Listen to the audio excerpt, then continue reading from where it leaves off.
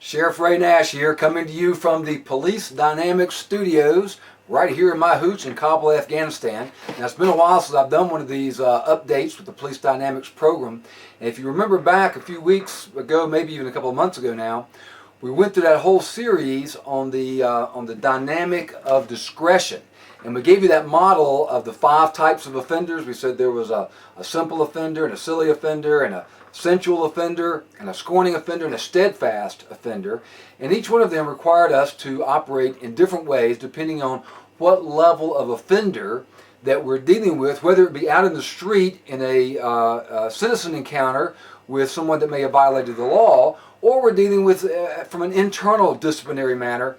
We have to be able to discern what level of offender that we're dealing with, because that's going to determine what our range of options are that we might employ, or which option we will choose within that range of options as we go about the business of exercising our authority in a given situation. Well, we want to take it to another step now with this dynamic of compliance. I'm going to tie the two of them together, because if you think about it, the fundamental goal of law enforcement really is to generate voluntary compliance with the law. If somebody steps out from under the authority of the law, it's our job to sort of reel them back in so that they are back in line with the law and with the lawful instructions of a police official or detention officer or what have you, or within the context of an organization with a boss or a superior. Now, I've got to give a lot of credit for this next dynamic to Dr. George Thompson, the late Dr. George Thompson. He died not long ago, but he was the founder of this program called Verbal Judo. Many of you have heard of it before. Many of you have been trained and cross-trained in Verbal Judo. I had the privilege of training under Dr. Thompson and actually was one of his national instructors for a short time through the Verbal Judo Institute. So I give him a lot of credit for this particular dynamic and some of the aspects of it, and I asked him some years prior to his death if it was okay if I incorporated some of his teachings into the police dynamics training, and he said no problem as long as you give me credit for it. Well, that's exactly what I'm doing, Dr. Thompson, is giving you credit for this, because you were an inspiration for many of the components of the police dynamics program, but in particularly this particular dynamic, the dynamic of compliance. So let's talk about these 5 types of offenders again, and I'm going to give you 3 aspects of each one. First of all, what does that offender need in terms of interaction from you as a law enforcement officer? What do they need? What question do they have in their mind? Because we're going to find out that these offenders are all thinking about something. They may not verbalize it. They might. They may not verbalize it, however, but they are thinking about it.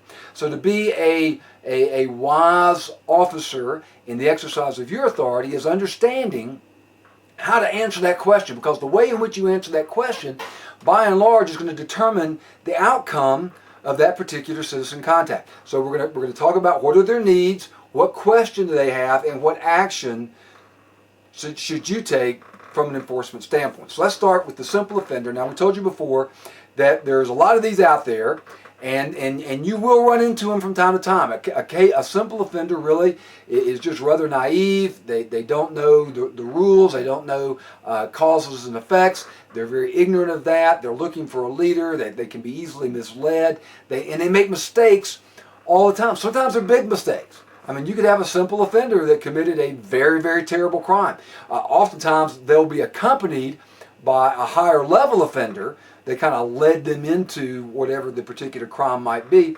Sometimes they just act on their own and do something really, really stupid. Or sometimes it's a very minor offense and they just need a little bit of correction. But what a simple offender needs is they need an education. The question that they have is, what? What is it that you want me to do? Because if you just tell me what I need to do, then I'll try to do it. I'm a simple offender. I'm trying to please. I'll try to go along with authority, but because I'm ignorant from one reason or another, I'm ignorant of the law, I'm ignorant of causes and effects, I'm easily misled, I go astray, I just need some correction. If you tell me what you want me to do, if I'm a simple offender, typically they will comply if you just ask them.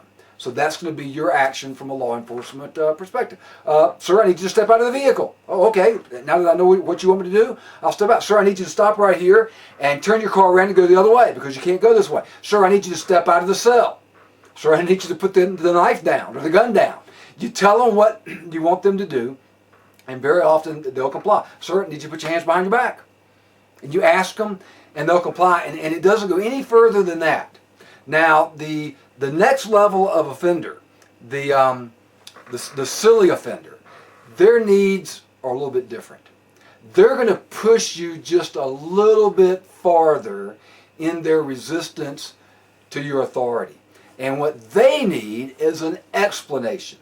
A silly offender very rarely will comply the first time you ask them. Very rarely. They will sometimes, but very rarely will they comply the first time you ask them. They're going to push you just a little bit further, and the question that they have in their mind is, why?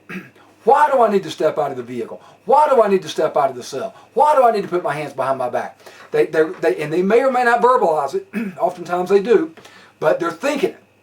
And you need to answer, excuse me, you need to be able to answer that question professionally. To answer the question why. And this is not the right answer. Because I told you to, that's why. Because I said so, that's why. We often fall into that trap. And we just took this contact with the citizen, this enforcement contact, and we've turned it into an ego battle, and we've allowed it to deteriorate into a situation where we may very well have to go physical with the person because we didn't answer the question properly. We didn't answer it as a professional. Because I said so, that's why. That's an amateur hour. That doesn't even work at home most of the time. How do you think it's going to work out on the streets? No, the professional police officer, the professional corrections or detention officer, they know that there is a proper response to that question, and the citizen has the absolute right to ask it. I mean, don't they?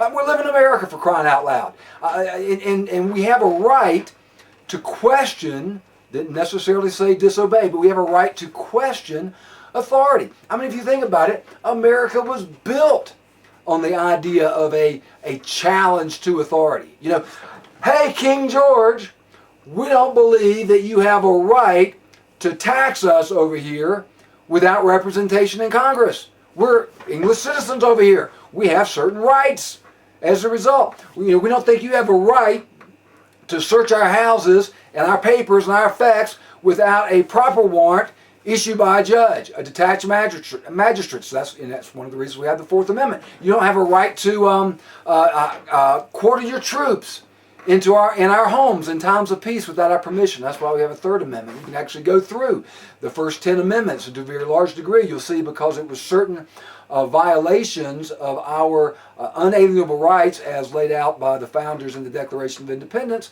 we perceived that they were being violated by the British Crown, and as a result we challenged that authority and ultimately had a big war about it and fought to win our independence from England. So yes, America is built upon the foundation of challenging authority. So I say all of that just to make the point that this citizen has the absolute right to ask the question. You shouldn't be offended by it. You should have a ready-made professional response to that question, why, whether they ask it or not. And I really believe that if I could get you as a law enforcement officer to answer that one question, the one question why, if I could get you to answer it properly and professionally, as I'm going to demonstrate here in a moment, I really believe that I could get you up to, I don't know, maybe an 80% or higher compliance rate, 80 to 90%, let's say, if you could just answer this question in the right fashion. I think I could get you maybe up to 95% or so compliance rate if I could get you to answer a second question, which we'll also cover in this series, which is what's in it for me. If I can get you to answer those two questions, why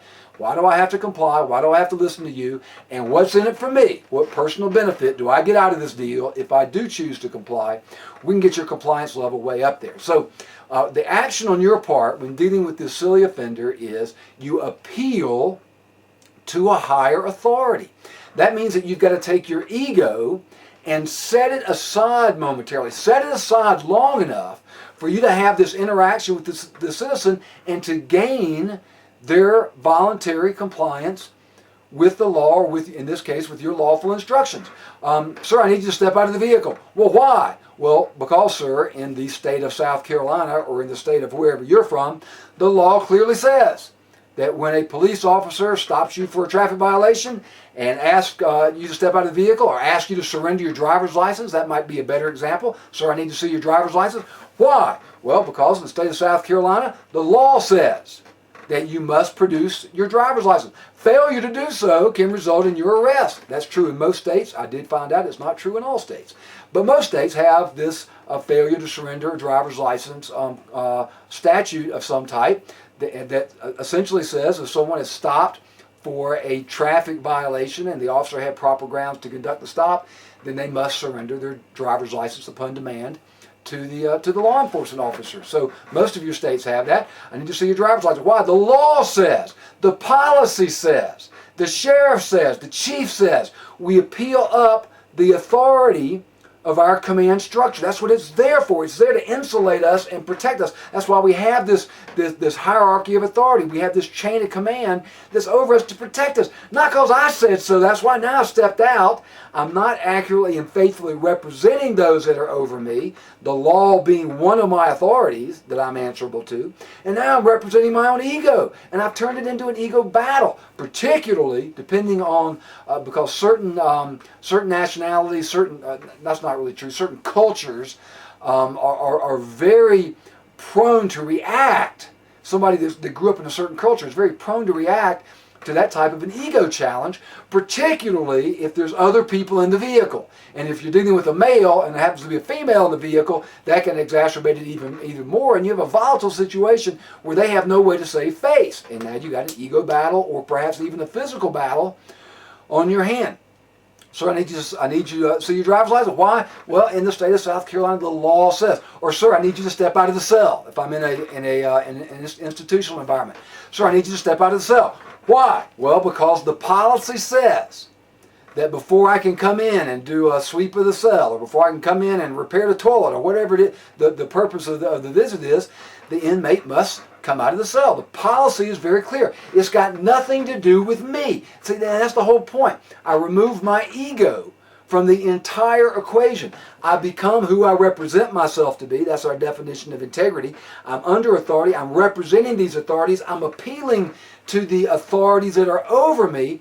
Take my ego out of the way, and believe it or not, a very large percentage of individuals out there, even these hard-headed, difficult individuals that love to challenge your authority, many times, way more often than not, they will comply if you just take your ego out of the picture momentarily, pick it back up later, appeal to a higher authority, and watch what happens. You know, I love to use this as an illustration because I've done it all over the country, even in some other countries and with law enforcement officers. And you'll find that it's somewhat universal. But I paint this particular scenario. Let's suppose that you go to the local Walmart or wherever you might have for a store, and there's somebody that's been arrested for shoplifting. Maybe the store security's picked them up. You're there to transport, or maybe you caught them in some misdemeanor violation that you've got to effect an arrest. And you tell the person, okay, you're under arrest. I need you to put your hands behind your back, for handcuffing. And you get that response. Well, why? Why can't I get handcuffed in the front? I don't like being handcuffed in the back. Just this once you handcuff me in the front. And it never fails, never ceases to amaze me that most officers have a ready-made response to that. When an arrestee that you're about to take into custody challenges you on this and does not want to be handcuffed behind the back, we always appeal to the policy. We say, well, sir, if it was up to me, I might would do that. But the policy says I must handcuff the prisoners behind their back. I really have no choice in the matter. In fact, I can get in trouble if I don't handcuff you in the back. You ever use that line on them? And I've asked this question in audience after audience after audience. How many of you in a real life scenario have actually used that particular line?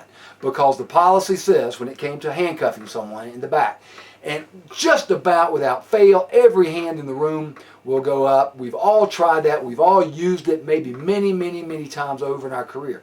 Then I asked the second question. And I said, now think back really, really hard. How many of you have ever had it fail?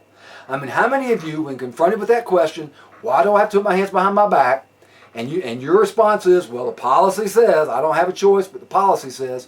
How many of you have ever had it fail to the point that you now had to physically take this person's hands behind their back and handcuff them because they failed to comply with your verbal instructions? And almost without fail, no hands go up. Every now and then I'll get a hand up. I agree. We're dealing sometimes with higher level offenders. We've got 3 other levels to deal with. They don't always comply. Sometimes we have to go physical with them. But the vast majority of the time, if we would just take our ego, set it aside, appeal to a higher authority, the policy says, the law says, the Constitution says, the chief says, the sheriff says, by taking our ego out, it's like, well, okay, I'll give you my driver's license. Not because you said, but because the law says. Or I'll come out of the cell, not because you said. Let me make that very clear. Because if I'm the inmate, I got no respect for you, perhaps. But I understand that the policy says, and you're just there representing the policy. And now, if I'm the inmate, I'm not reacting to your ego anymore.